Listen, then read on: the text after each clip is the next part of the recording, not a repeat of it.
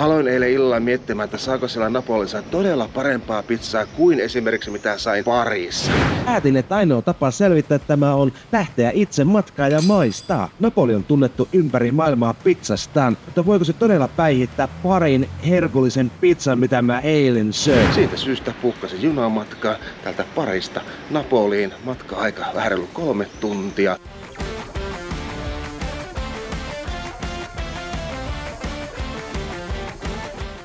Kuvittelepa muuten itses myös tässä junassa matkalla kohti maailman tunnetonta pizzakaupunkia. Matkan aikana mietin, mikä tekee Napolista pizzaa niin erityisen. Tämä matka ei ole vaan ruokaa, tämä on osa kulttuuria ja perinteitä ja totta kai kun minä olen mukana rakkautta tietenkin. No en ymmärrä siitä yhtään mitään. Tuu säkin mukaan tälle seikkailulle ja selvittää yhdessä, onko Napoli todella pizzan kuningaskunta tai ainakin saako sieltä parempaa pizzaa kuin Parista.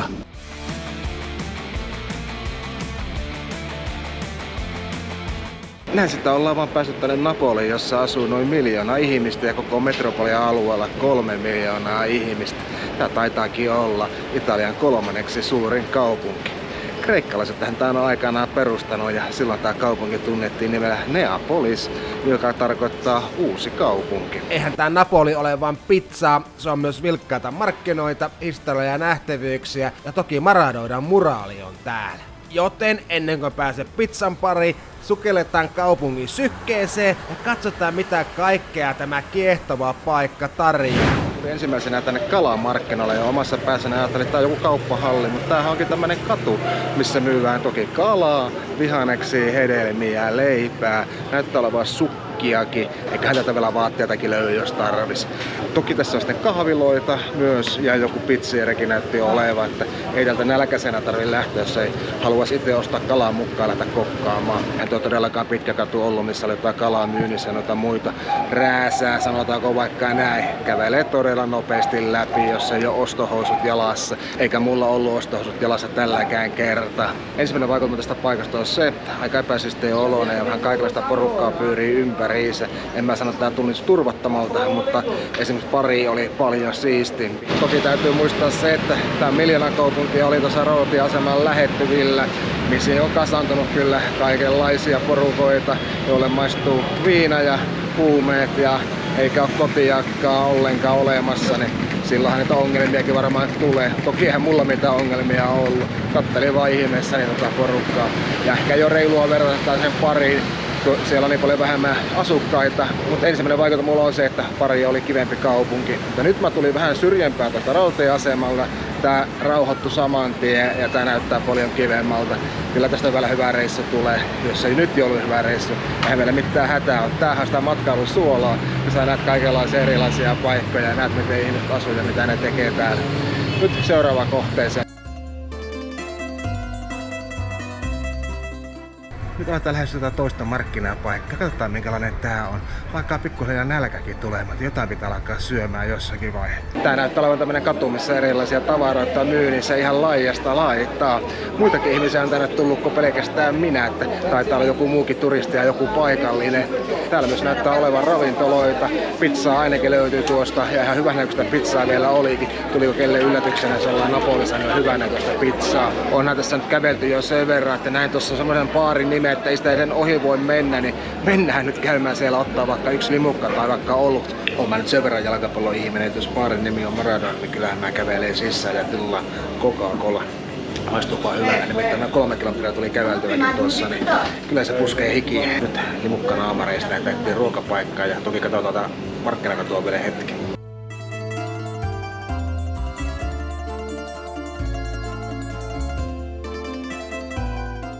Mä oon nyt alustanut tää markkinakatua ja tullut siihen lopputulokseen, että kai siinä varmaan enemmän turisteja onko paikallisia. Mitäpä se haittaa. Tosi kiva tunnelma siinä on. Toki no kadut on vähän ehkä ahtaita ja välillä tuntuu, että siellä tulee tungosta, mutta eihän tuo Intian verrattuna ole mitään. Näin tuossa matkalla paikan, mikä myy pastaa 6 € ja katsoin, että siellä myyään pasta carbonaraa. En saa sitä nyt pois mielestä, niin mun on pakko mennä syömään tuohon markkinapaikalle 6 € pasta. Siellä soi musiikki aika kovalla. Ei varmaan pysty tekemään sieltä videota muuta kuin ottaa kuvaa, mutta arvostellaan sen syönnin sen jälkeen, että miltä se maistuu. Lähdetään syömään pastaa.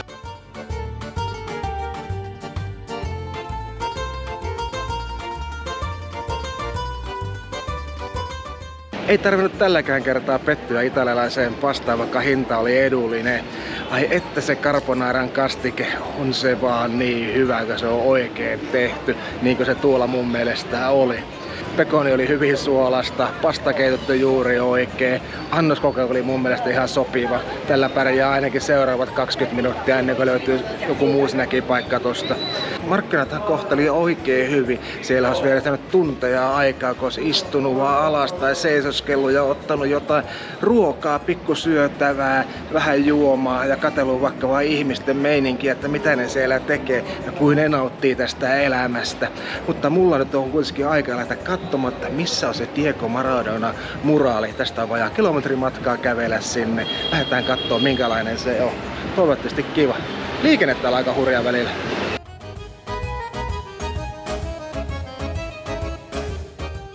Ei joku noin 400 metriä matkaa muraalille, mutta matka taittuu aika hitaasti ja syy on se, että mä pysähtelen ja katselen näitä taloja ja näitä kujia ja jotenkin näissä aistii sen tunnelman ja historian kyllä hyvin. Napolin sydämessä keskellä elämää sykkiviä katuja kohoaa ikoninen näky, nimittäin Diego Maradona muraali. Tämä jättimäinen taideteos ei ole vain kunniaosoitus jalkapallon legendalle, vaan se myös symboloi koko kaupungin intohimoa ja rakkautta. Maradona ei ollut pelkästään pelaaja, hän oli sankari, joka johdatti Napoli FC:n ennennäkemättömiin voittoihin. Tämä muraali, värikäs ja eläväinen, on täynnä tarinoita toivosta, unelmista ja voitoista.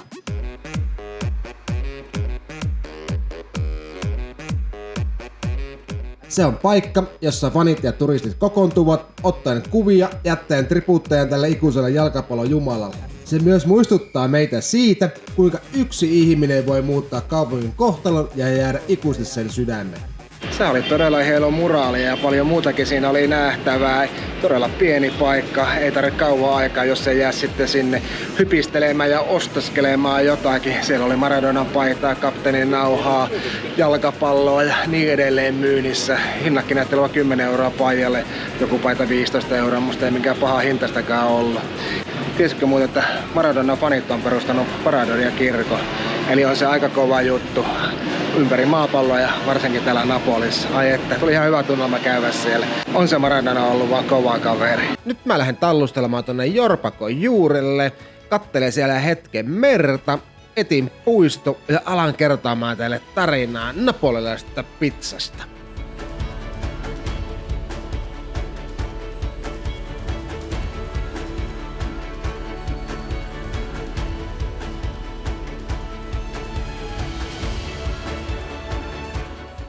No niin, löytyy tämmönen puiston penkki. Otetaanpa muutama asia tuosta napolilaisesta pizzasta ennen kuin lähdetään sitä syömään. Eli tosiaan pizzahan on keksitty täällä Napolissa ja se on tämän paikan ylpeyden aihe. Se pizzahistoria juontaa juuri 1700-luvulle, kun köyhien kaupunginosassa alettiin valmistaa litteä leipää, mihin laitettiin muun muassa juustoa päälle, valkosipulia, anjovista ja oli siinä vissiin vähän muitakin täytteitä. Sai nopeasti suosioon ihan siitäkin syystä, se oli hyvin yksinkertainen ja todella maukas. Mutta kun aletaan miettiä, mikä se klassikkopizza on, niin se on totta kai se Margaritta-pizza. Mutta tiesitkö sitä, että se on saanut nimensä Margaritta kuningattaren mukaan? Se on vuonna 1889, kun kuningatar Margaritta on vierailla. Häntä varten tehtiin oma pizzansa ja se kuningatar tykkäsi sitä pizzasta niin paljon, niin se on sen jälkeen se pizza nimetty kuningattaren Margarittan mukaan. Enpäs tiennyt minäkään.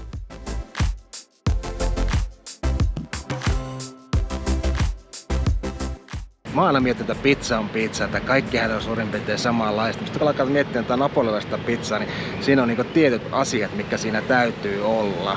Se napolilaisen pizzan taikina tehdään yksinkertaisesta aineesta. Vettä, tipo 00 jauhoja, suolaa ja hiivaa, jota kohdataan vähintään 24 tuntia. Pizzapohja itsessään on sitten ohut keskeltä ja reenolta paksu ja kuohkea.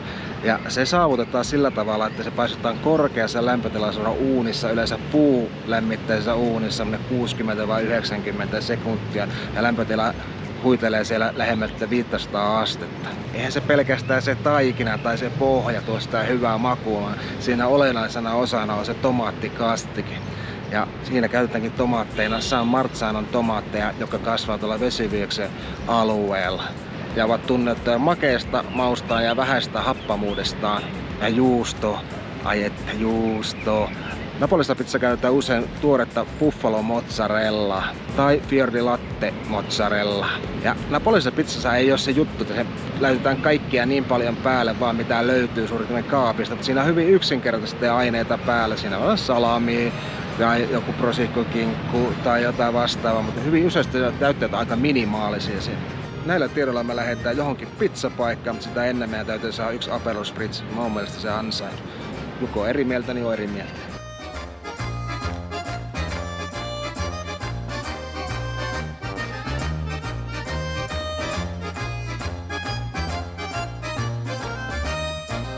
Syy, miksi piti hakea tämä Aperol Spritz on se, että tämä on täällä Italiassa keksitty. Juuri näin, tämä ikonen cocktail on syntynyt Pohjois-Italiassa. Ei olekaan parempaa tapaa nauttia italialaisesta iltapäivästä kuin lasillinen Aperol Spritziä. Se on täydellinen yhdistelmä Aperolin katkeraa makeutta, prosecco-kuplia ja virkistävää soodaa. Tässä juomassa yhdistyvät italialainen eleganssi ja rento tunnelma. Niin kuin huomaatte mun naamasta, niin hyvin on rentoutunut. Ja se on kuin tehty nautittavaksi aurinkoisella terassilla, menee myös varjoisella terassilla tai sateella, oon kokeillut. Onhan se raikasta ja hyvää makusta ja se on hintaa sille 4 euroa tolle isolle lasille. Mun mielestä siinä luki 2,5 euroa, mutta ehkä tuli vielä iso lasi. En mä ala niitten kanssa väittelemään, että jos haluaa ottaa 4 euroa, niin se ottaa 4 euroa siitä. Nyt lähdetään syömään pizzaa saman tien. Kuuntelin tuossa tako pizzaa tai pastaa tässä jossakin turistialueella, mä että totta kai mä otan pizzan tässä. Tekis mieli katsoa tämän paikan arvostelut, paljon tää on saanut. Niin tää voi ottaa niin turistimista. Kaikki ne tarjoilijoiden käyttäytyminen on sillä, että ihan viimeiset rahat saadaan turisteilta pois. Mutta mä en kyllä sitä katoa. Mä katon ton pizzasyönnin jälkeen. Paljon tää saanut arvosteluksi. Toivotaan kivalla pizza maistuu hyvälle.